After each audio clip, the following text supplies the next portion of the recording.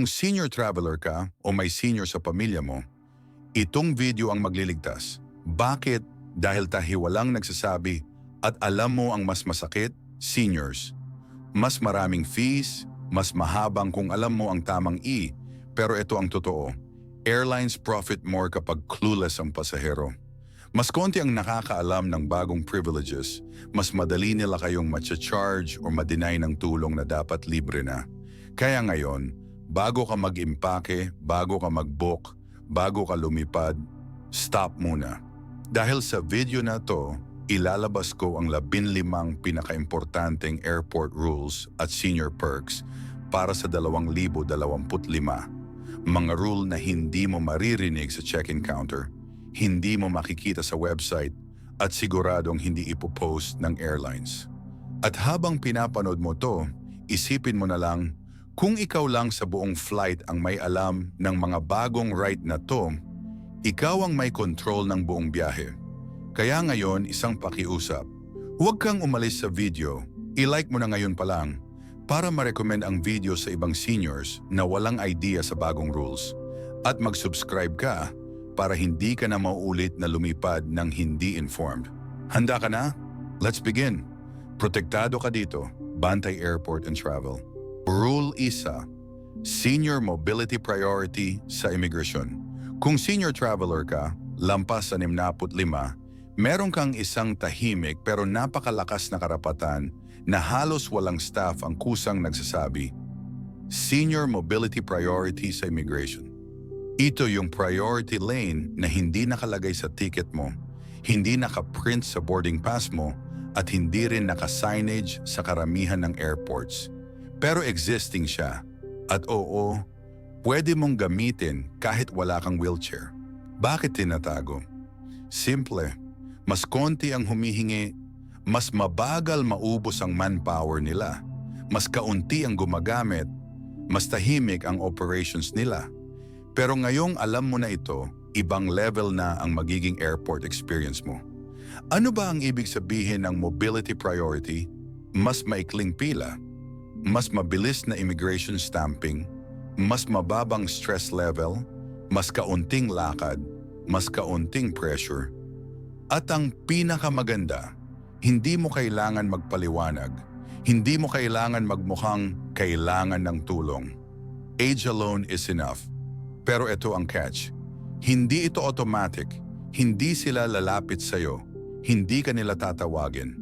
Kailangan ikaw ang magsabi. Ito ang eksaktong linya na gagamitin mo. I'm a senior traveler. May priority lane po ba for mobility consideration? Short, polite, clear. Pag narinig nila, yan madalas agad kang ididirect sa mas mabilis na lane. Insider tip, kung may kasama kang anak, apo, o travel partner, kadalasan pinapapasok din sila kasama mo for safety at continuity. Hindi ito laging guaranteed, pero 9 sa 10 staff ay pumapayag kapag senior ang humihingi. At tandaan mo to, sa immigration, ang hindi nagtatanong, siya ang napapagod. Pero ang senior na alam ang rule 1, siya ang laging nauuna. Rule 2, Emergency Rebooking Protection for Seniors. Kung may isang rule na halos walang senior traveler ang nakakaalam, ito yon, Emergency Rebooking Protection. Simula 2025, maraming airlines ang naglagay ng internal guideline na nagbibigay ng free rebooking para sa mga pasaherong lampas 65 taong gulang.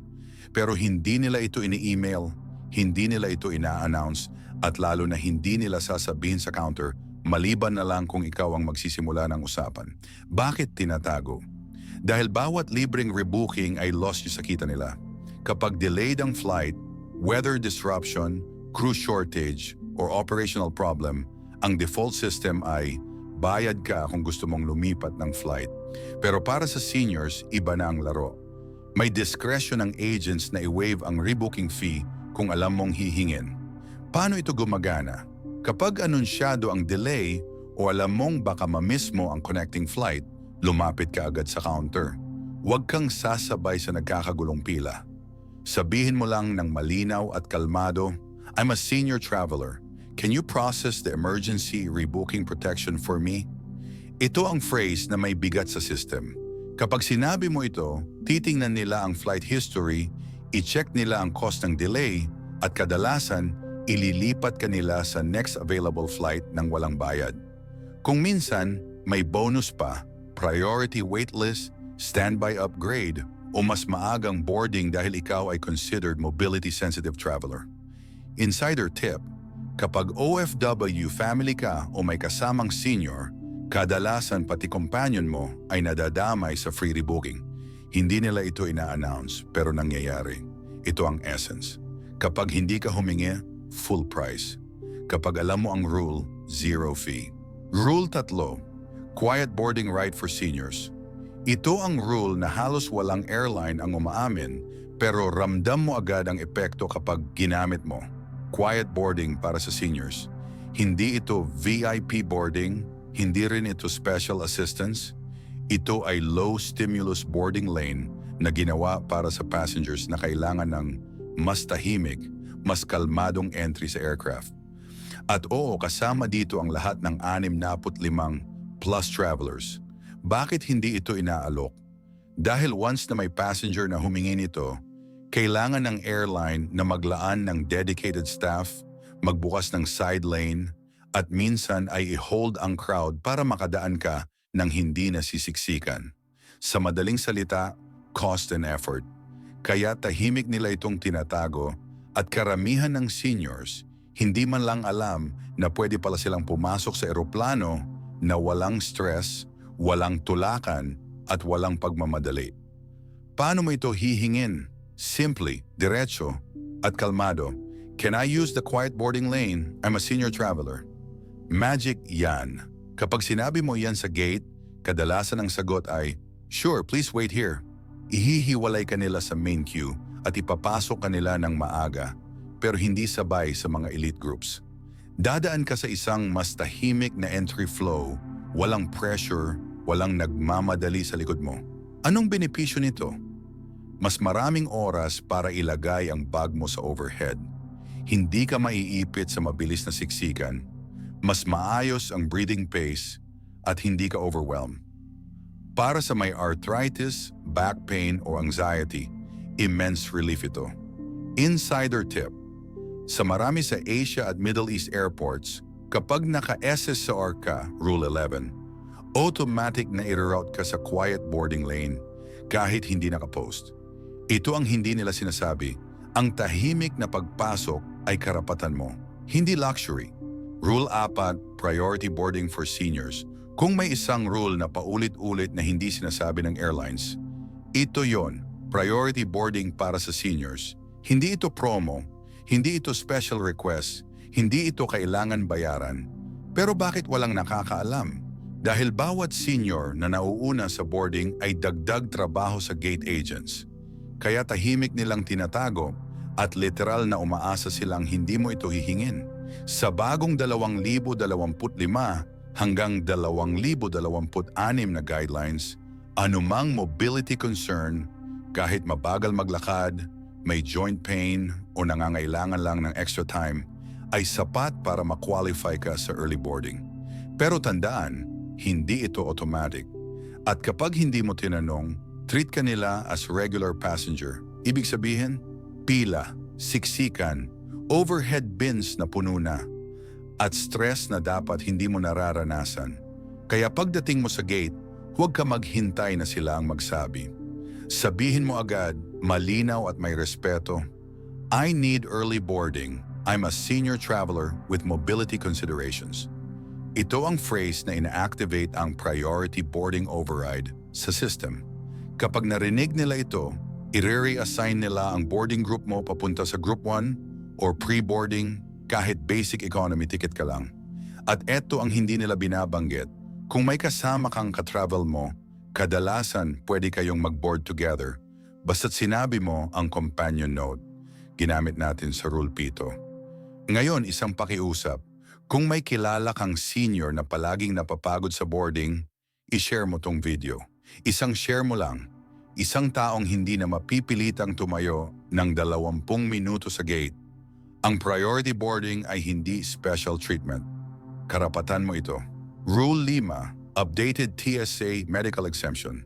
Ito ang rule na pinakamaraming senior traveler ang hindi gumagamit dahil hindi nila alam na nagbago na ang sistema. Simula 2025, pinalawak ng TSA ang medical exemption policy para gawing mas mabilis, mas tahimik, at mas hindi nakaka-stress ang pagdaan ng senior sa security. Pero bakit walang nakakaalam? Dahil karamihan ng officers ay sanay pa rin sa lumang procedure at ang airlines ay walang insentibong ipaalam ito. Mas matagal kang mag-unpack, senior mas mabagal ang pila, senior mas less effort para sa system nila. Pero ikaw, bilang informed senior traveler, ibang experience ang makukuha mo kapag ginamit mo ito. Ano ang ibig sabihin ng updated exemption? Hindi mo na kailangan ilabas ang CPAP, insulin, maintenance meds, liquid nutrition o medical devices. Hindi ka na dapat pag-unpack-in ng Ziploc o pahugutin ng liquids sa harap ng ibang tao. Hindi ka na dapat i-question kung bakit may additional medical pouch ka. Pero tandaan, hindi automatic na ia-apply ng officers ang bagong rule. Ikaw ang mag-a-assert.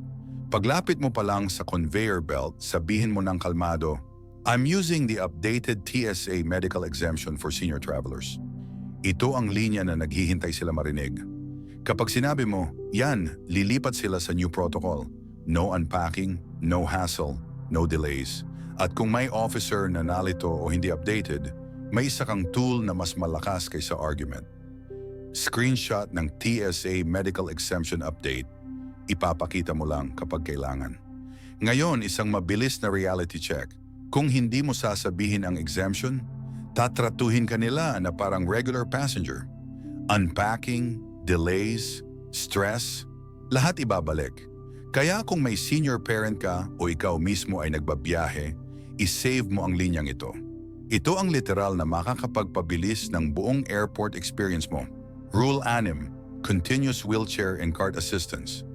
Kung may rule na pinaka nakakapagod para sa seniors kapag hindi ginagamit, ito yon, Continuous Wheelchair and Cart Assistance. Maraming senior travelers ang nagre-request ng wheelchair sa check-in. Pero pagdating sa security, ibang staff na. Pagdating sa gate, nawawala. Pagdating sa boarding, wala na namang kasama. Ang ending, pagod, hinga, stress. Pero simula 2025, may bagong standard. Kapag nag-request ka ng mobility assistance, dapat tuloy-tuloy ito mula check-in hanggang mismong pag-upo mo sa eroplano. Walang hand-off, walang taguan, walang lipat-lipat ng staff. So bakit hindi ito sinasabi ng airlines? Dahil karamihan ng wheelchair services ay third-party. Mas kaunting tulong, Armarius, mas kaunting gastos.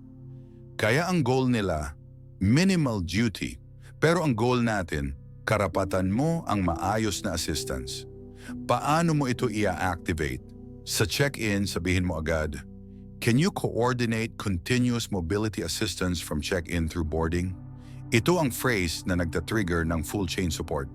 Ililink nila ang record mo, ino-note nila ang SSR mo, at ihahanda nila ang escort staff para sunduin ka sa bawat point. At eto ang hindi alam ng karamihan, may VIP level version pa nito. Kung mag-pre-book ka 48 oras bago ang iyong flight, pwede kang matag bilang through escort. Ibig sabihin, isang tao ang kasama mo mula pagpasok mo sa airport hanggang maupo ka sa mismong upuan mo inside the aircraft. Tuloy-tuloy, walang palya. At ngayon, isang importanteng reminder, kung kasama mo ang anak mo, asawa mo, o travel companion mo, kadalasan pwede silang sumabay sa escort lane. Basta i-mention mo na may mobility continuity ka, detalye nito sa Rule 7. Kung hindi mo sasabihin, maghihintay ka, maliligaw ka, mapapagod ka. Pero kung informed ka, parang personal assistant ang airport experience mo. Rule 7, Companion Boarding Protection. Ito ang rule na literal na nagbabago ng buong biyahe ng seniors, pero halos walang staff ang kusang nag-e-explain nito. Kung ikaw ay 65 pataas at may kahit anong mobility or medical assistance note, May karapatan kang hindi mahiwalay sa kasama mo mula check-in hanggang boarding. Oo, tama ang narinig mo. Pwedeng sumabay sa iyo ang travel companion mo, kahit iba ang boarding group niya, kahit separate ang ticket, kahit basic economy siya, at kahit mas mura ang fare niya. Hindi ito pabor, hindi ito exception. Ito ay legal requirement sa ilalim ng Companion Continuity Rule na pinalakas noong 2025. Bakit hindi nila ito sinasabi? Simple, dahil mas hassle para sa system. Kapag pinagsama ang booking ninyo, kailangan nilang i-adjust ang boarding order, lane assignment, at minsan maging seat arrangement. Mas trabaho, sure mas tahimik silang nagiging. Pero ikaw, bilang informed senior traveler, hindi ka dapat mahiwalay sa taong tumutulong sa'yo. Paano mo ito hihingin? Sa check-in pa lang, sabihin mo ng diretso, "We're traveling together. I'm under mobility assistance. Please link us under companion continuity." At kapag nasa gate ka na, "My companion needs to board with me under the mobility assistance rule." Kapag sinabi mo ito, obligado silang i-update ang system. Ang kasama mo ay mapupunta sa same priority lane, kahit originally nasa Group 5 siya at ikaw ay nasa Group 1. Insider tip, kung hiwalay ang booking ninyo, huwag mag-alala. I-activate pa rin ito manually sa gate. Kailangan mo lang maging kalmado, malinaw at firm. Ngayon isang reality check. Kung hindi mo sasabihin, to, ang kasama mo ay maiiwan sa regular line. At ikaw, mapipilitang maghintay at ma-stress. Pero kung alam mo ang rule, kayo ang uunahin, kayo ang priority. Rule wallow. Accessibility seat rights, free seat changes for seniors. Kung may rule na pinaka-pinagtataguan ng airlines dahil diretsong tumatama sa kita nila, ito yun, free accessibility seat changes para sa seniors.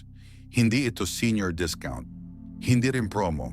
Ito ay legal accessibility right na pinalakas noong 2025. At kapag alam mo gamitin, literal na makakatipid ka ng 1,500 hanggang 7,000 piso sa bawat flight. Ano ang ibig sabihin nito? Kung ikaw ay 65 pataas at may kahit anong mobility limitation, arthritis, circulation issues, back pain, difficulty standing long, o gumagamit ng cane, walker, may karapatan kang humiling ng aisle seat, bulkhead seat, o seat na mas madaling galawan nang walang extra charge. Pero bakit hindi nila ito sinasabi? Dahil seat fees equals malaking kita. Kapag nagbayad ka ng preferred seat, extra legroom, o front row, masaya ang accounting nila. Kaya ang strategy nila, tumahimik hanggat hindi ka nagtatanong. Paano mo ito hihingin? Sa counter o gate, sabihin mo lang, "I need an accessibility seat for mobility and comfort under the DOT policy." Ito ang phrase na ayaw nilang marinig. Dahil once na mabanggit mo yan, kailangan nilang i-check ang seat map at ibigay ang best available accessible seat ng libre. At kung may agent na mag-aastang hindi updated, hindi mo kailangan makipagtalo. Sabihin mo calmly, "Can I speak with the Complaint Resolution Official, CRO?" Bakit? Dahil ang CRO ang legal authority sa lahat ng accessibility issues. At ayaw ng airlines na makarating sa CRO level ang concern mo. Sa 70% ng sitwasyon, bigla silang nagiging accommodating. Insider tip, kapag may SSR mobility tag ka mula sa previous rules, mas mabilis ang approval. Parang automatic priority. Ngayon kung may senior kang mahal sa buhay, i-share mo ang videong to. Isang information lang, seat upgrade na agad ang kapalit. Warul siyam, prescription cooling and safe storage rights. Ito ang rule na tahimik pero napaka-importante para sa lahat ng seniors na may maintenance medicine. Lalo na kung may dala kang insulin, heart meds, eye drops, inhalers o anumang temperature-sensitive na gamot. Simula 2025, inutusan ng FAA ang airlines na magbigay ng safe storage option sa cabin para sa mga gamot, na kailangang manatiling malamig o stable ang temperatura. Ang problema, hindi nila ito kusa ibinibigay. Bakit? Dahil dagdag trabaho ito sa crew, kailangan nilang ilog, bantayan at ilagay sa crew cooler, kaya ang default nila, manahimik. Pero kapag ikaw ang nagsabi, biglang nagbabago ang trato. Ano ang ibig sabihin ng rule na to? Kung may dala kang gamot na madaling uminit o masira, pwede mong ipalagay sa crew cooler, pwede kang humiling ng stable temperature storage, at hindi nila maaaring i-refuse basta't medically necessary ang item mo. Paano mo ito hihingin? Kapag nakasettle ka na sa seat, lapitan mo ang flight attendant at sabihin mo lang ng kalmado, I have temperature-sensitive medication. Can you store it in the crew cooler? Ito ang phrase na may bigat. Once marinig nila yan, lilipat sila sa medical protocol at susundin ang updated cabin rules. Insider hack, magdala ng maliit na labeled medication pouch. Kapag malinaw ang label, EJRE medication, temperature sensitive, mas mabilis ang approval at mas maingat silang humahawak. At ito pa, kung may confusion idagdag mo, FAA allows cabin storage for temperature-sensitive medication. Ayaw ng crew na ma-report sa FAA. Kaya kadalasan, instant yes ang sagot. Kung hindi mo sasabihin, ang gamot mo ay maiipit sa overhead bin, uminit, masira, at ikaw ang talo. Pero ngayon, alam mo na ang katawan mo ang priority at may rules na nagpoprotekta dito. Rule 10, Medical Cooler Bag Exemption. Para sa maraming seniors, ang pinakamalaking stress bago magbiyahe ay ito. Pwede ko pa bang dalhin lahat ng gamot ko kung may bag limit? Simula 2025, malinaw ang bagong TSA guideline.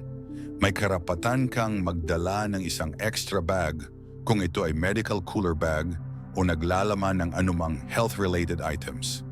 At ito ang pinakamahalaga, hindi ito binibilang sa carry-on limit mo. Hindi carry-on, hindi personal item. Ito ay exempted medical bag, kaya kahit puno ang flight, hindi nila pwedeng kunin, gate check o pagbayarin ka. So bakit hindi ito sinasabi ng airlines? Dahil mas kaunting alam, their suckers, mas maraming nababayaran ng fees. At kapag may extra bag kang hindi nila alam na exempted, automatic nilang tinatrato ito bilang regular baggage. Ano ang pwede sa medical cooler bag? Insulin at cold packs, liquid prescriptions, maintenance meds, nutritional supplements, nebulizer kit, ice pack pouch, small temperature-controlled containers. Paano mo ito i-assert? Kapag may nag-question sa airport, security o gate, sabihin mo agad, this is my medical exemption bag under TSA's 2025 allowance. Isang sentence lang yan, pero sobrang lakas ng epekto. Kadalasan titigil agad ang questioning at papalusutin ka. Insider tip, mag-save sa phone mo ng screenshot ng TSA medical exemption page. Hindi mo palaging kailangan ipakita, pero kung may staff na hindi updated, isang tap lang, solved. At tandaan, kung hindi mo alam ang rule na, to magbabayad ka. Pero kung informed ka, libre, exempted, at protektado ka. Rule 11, SSR Priority Code. The magic tag sa system. Kung may isang rule na parang cheat code sa airport system, ito yon. SSR Priority Code. SSR equals Special Service Request. Ito ang invisible tag na nagbibigay ng priority sa seniors. Mula check-in, security, gate, hanggang boarding. At ito ang hindi mo naririnig mula sa airlines. Kapag wala kang SSR, treated ka as regular passenger kahit 65 pataas ka. Ibig sabihin, walang priority, walang continuous assistance, walang early boarding, walang seat protection. Pero kapag may SSR ka, biglang nagbabago ang buong biyahe mo. Sa screen ng staff, lalabas ang tag na SSR 65, Mobility, Senior Support. At kapag nakita nila ito, mas mabilis ang assistance, mas priority ka sa seat issues, mas mabilis ka i-rebook kapag may delay, mas madali kang i-accommodate sa boarding. So bakit hindi nila ito in-announce? Dahil kapag lahat ng seniors ay may SSR, tataas ang workload nila. Kaya ang game nila, tahimik. Ang game natin, informed. Paano mo ito makukuha? Bago pa ang flight, tawagan ng airline at sabihin mo, "Please add SSR 65 mobility support to my reservation." At kapag nasa airport ka na, i-confirm mo, "Can you confirm my SSR note for mobility and boarding assistance?" Ito ang phrase na nagpapakita sa staff na alam mo ang rights mo at hindi ka pwedeng i-ignore.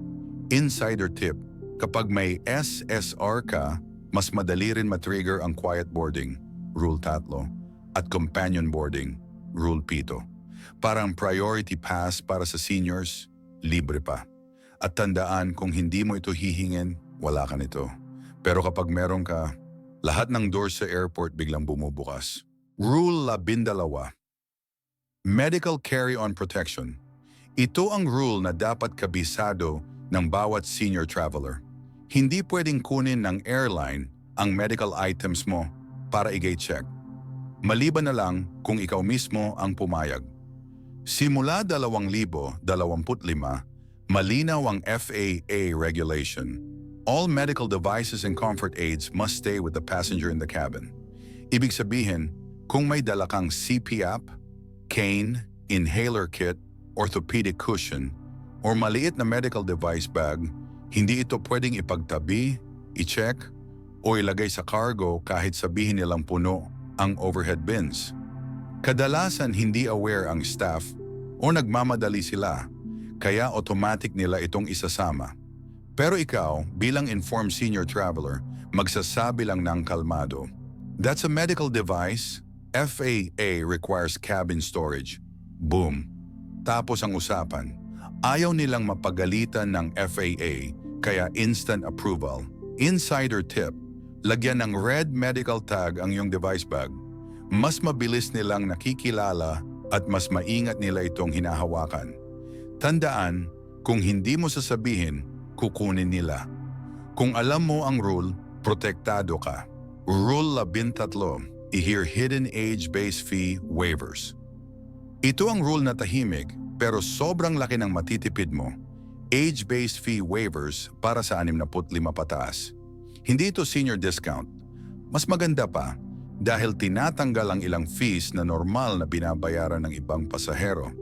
Simula 2025, maraming major airlines ang nagbibigay ng free.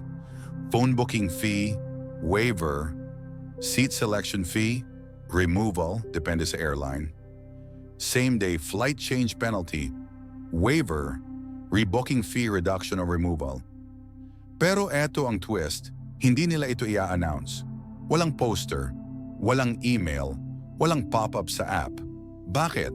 Dahil kumikita sila rito at mas kaunting seniors ang nag-a-ask.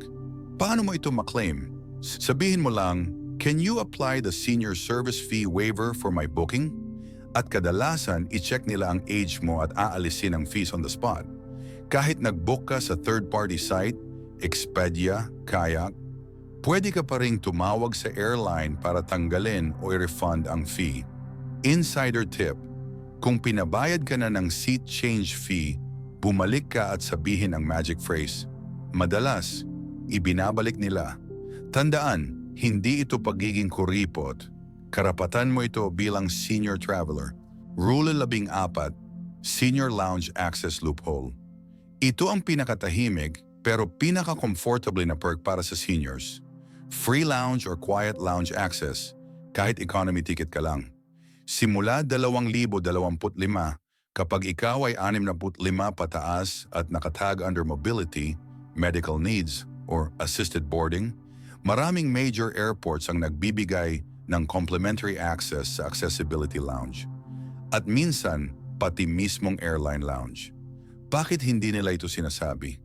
Dahil kapag nalaman ng lahat ng seniors, mapupuno ang lounge at tataas ang trabaho ng staff. Kaya tahimik lang sila. Pero kapag ikaw ang nagtanong, biglang nag-iiba ang treatment. Paano mo ito hihingin? Sa information desk, hindi sa airline counter. Sabihin mo, "I'm under assisted boarding. Am I eligible for the accessibility or quiet lounge?" Kadalasan, ia-accompany ka nila sa isang mas tahimik at mas komportableng waiting area. May tubig, kape, snacks, at malayo sa ingay. Insider tip, mas mataas ang chance kapag may SSR tag ka. SSR plus mobility support equals automatic na quasi-priority. Tandaan, kung hindi mo ito tatanungin, hindi nila ito i-offer. Pero ngayon, alam mo na, pwede kang maghintay ng tahimik at dignified, libre. Rule 15, Courtesy Override Tactic. Ito ang pinakamahinang binabanggit pero pinakamakapangyarihang rule para sa seniors. Courtesy Override. Hindi ito nasa website, hindi nakapost, pero lahat ng gate agents at flight attendants ay may secret authority para gumawa ng exception kapag ang pasahero ay senior at may comfort or mobility concern. Ano ang kaya nilang gawin? Ilipat ka sa mas maluwag na upuan, ilagay ka malapit sa restroom, bigyan ka ng extra space, minsan i-upgrade ka quietly. Pero ito ang sikreto, hindi nila ito gagamitin kung demanding ang tono mo. Ang courtesy override ay discretionary. Ibig sabihin, depende sa approach mo. Sabihin mo lang ng kalmado, I'd be more comfortable closer to the restroom. If there's any courtesy flexibility, I'd appreciate it. Ito ang kombinasyon ng respeto, clarity, at senior consideration. At 9 sa 10 beses, tutulungan ka nila. Ngayong natapos natin ang 15 senior power rules, malinaw ang isang bagay. Hindi ka na helpless passenger. Ikaw na ang may control sa biyahe mo. Pero isang pakiusap, kung hindi mo i-like, i-comment at i-share ang video na ibang seniors ang magbabayad ng fees, made-deny ng assistance, at ma-stress sa airport dahil walang nagsabi sa kanila. Isang click mo lang, may isang senior na maliligtas. Kaya ngayon na, mag-like, mag-comment, mag-subscribe at i-share mo. Ako si Bantay Airport and Travel, protektado ka dito.